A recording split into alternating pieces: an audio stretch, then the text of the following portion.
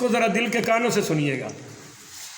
غزوہ خندق، بولیے غزوہ غالباً اللہ نہ بلائے تو 5 ہجری تھا، 5 ہجری. اور باہر مدینہ کے باہر خندق کھودی جا رہی تھی، اور بڑی گہری تھی اور تھوڑی سی لمبی بھی تھی، کہ خطرہ تھا کہ یہودی حملہ کرنے والے ہیں، تو حفاظت کے طور پر کہ اندر کوئی داخل ہے. کھودتے کھودتے نا جی ایک چٹان وہ ماری تو نیچے کو چٹان آ گئی، مار مار صحابہ تھک گئے مگر وہ ٹوٹی، وہ ہلی نہیں رہی تھی. تو حضرت سلمان فارسی رضی اللہ تعالیٰ عنہ نے جا کے حضور پاک کو خبر دی. تو پھر میرے نبی پاک صلی اللہ علیہ وسلم نے وہ کدال پکڑی اور آپ خود اترے. آپ نے پھر جو ماری چوٹ تو وہ تو پھر نبوت والا زور بھی تھا. تو پہلی ضرب پہ اتنی بڑی چنگاری نکلی کہ مدینے کے کنارے روشن ہو گئے. عصر کے بعد کا وقت تھا، مدینے کے اقطار روشن ہو گئے، کنارے روشن ہو گئے. تو آپ صلی اللہ علیہ وسلم نے فرمایا کہ بھائی کسریٰ اور اس کے محلات فتح ہو گئے، مجھے دکھا دیے گئے ہیں، یہ ضرور فتح ہوں گے.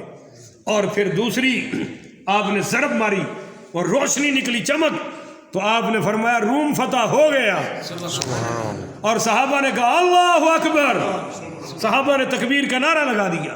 تیسری آپ نے ضرب ماری تو آپ نے فرمایا یمن فتح ہو گیا، مجھے یمن کے صنعاء کے محلات دکھا دیے گئے ہیں. تو صحابہ نے پھر نعرہ لگایا. ان کو تو یقین تھا کہ جو حضور فرما رہے ہیں وہ ہو کے رہے گا. مگر جو منافق تھے انہوں نے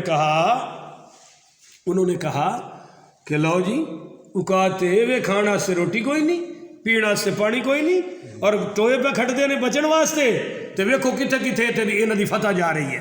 انہوں نے تو مذاق اڑایا. اس پر یہ آیت نازل ہوئی کہ فتح روٹی کپڑے مکان سے نہیں ملتی. قل اللہم مالک الملک، کہہ دیجئے ان سے فرما دیجئے کہ سارے ملکوں کا مالک اللہ ہے. تؤتی الملک من تشاء، وہ جس کو چاہے گا ملک عطا فرمائے گا. وتنزع الملک ممن تشاء، اور وہ جس سے چاہتا ہے پھر ملک چھین لیتا ہے.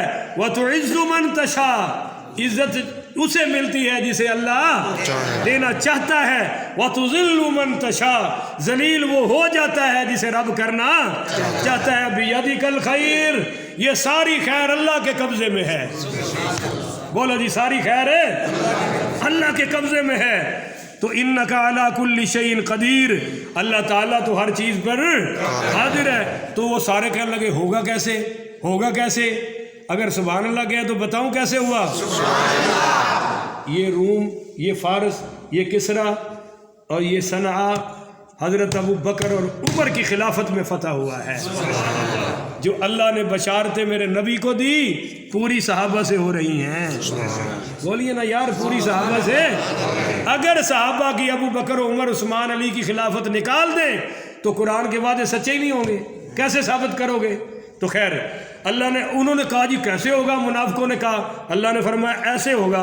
تولج اللیل فی النہار، تو داخل کرتا ہے رات کو دن کے حصے میں.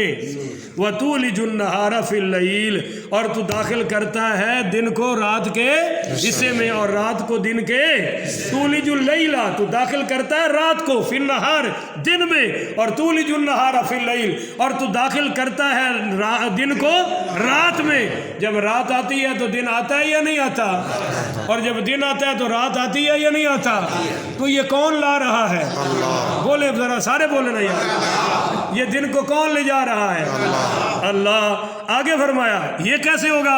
وَتُخْرِجُ الْحَيَّ مِنَ الْمَيِّتِ، ارے میں وہی تو ہوں جو زندوں کو نکالتا ہوں مردوں سے، زندوں کو نکالتا ہوں مردوں سے. اب آپ بتائیے انڈے میں جان ہوتی ہے؟ نہیں. بولے اور اس میں کوئی چیز جاتی ہے؟ اللہ کہتا ہے دیکھو اس سے میں زندہ نکال رہا ہوں. وَتُخْرِجُ الْمَيِّتَ مِنَ الْحَيِّ، اور میں وَتُخْرِجُ الْحَيَّ، میں نکالتا ہوں زندوں کو، من المیت مردوں سے.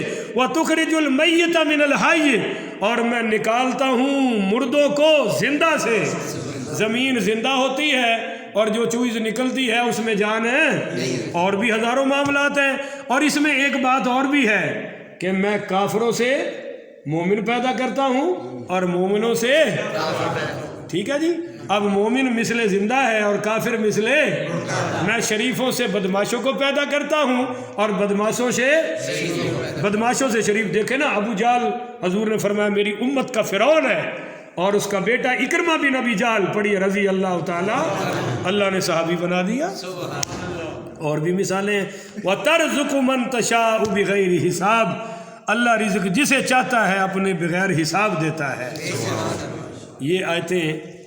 اور شہد اللہ انہ لا الہ الا ہوا والملائکۃ واولو العلم قائما بالقسط لا الہ الا ہوا العزیز الحکیم. یہ جو ہر نماز کے بعد پڑھے گا انشاءاللہ اس کے مخالفوں کو اللہ زیر کرے گا اور پڑھنے والوں کو عزت عطا فرمائے گا. اور انشاءاللہ ہر نماز کے بعد یہ آیات پڑھنے والوں کے رزق میں بھی کمی نہیں آئے گی. اللہ تعالی ہمیں عمل کی توفیق عطا فرمائے. آخر ودعوانا ان الحمدللہ